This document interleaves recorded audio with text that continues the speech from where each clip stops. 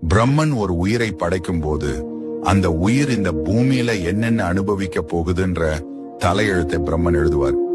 இது ஏதோ பிரம்மன் தானா எழுதுறது கிடையாது. அந்த உயிர் முற்பிறவியில செஞ்ச நல்ல வினைகள் மற்றும் தீய வினைகளை கர்ம பலன் கணக்குல வச்சுதான் அந்த பிரம்ம லிபி எழுதப்படுது. ஒரு முறை படைப்பு கடவுளான பிரம்மன் முருகப்பெருமானை சந்திக்க சென்றார்.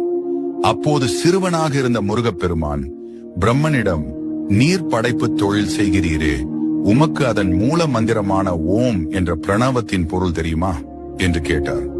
படைப்பு கடவுளுக்கே அந்த ரகசியம் தெரியவில்லை. இதனால் கோபமடைந்த முருகன் பிரம்மனை சிறையில் அடைத்தார். பிரம்மன் சிறையில் இருந்த காலத்தில் உலகை படைக்கும் பொறுப்பை முருகப்பெருமானே ஏற்றார். அவர் உயிர்களை படைக்கும் போது ஒரு விசித்திரமான முறையை கையாண்டார்.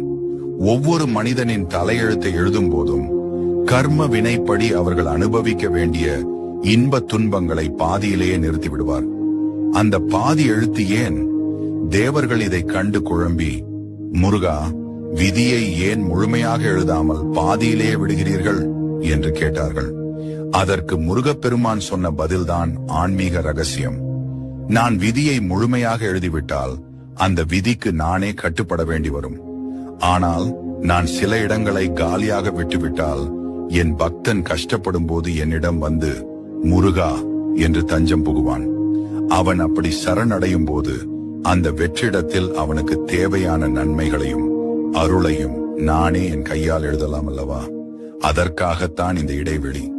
சிறையில் இருந்து விடுதலையான பிரம்மனுக்கு இந்த ரகசியம் தெரிந்தது. தன் தவறை உணர்ந்த அவர் அன்றிலிருந்து ஒவ்வொருவருடைய தலையெழுத்தை எழுதும் போதும் ஒரு குறிப்பிட்ட பகுதியை மட்டும் முருகன் மாற்றியமைக்கட்டும் என்று காலியாகவே விட்டுவிடுகிறாராம்.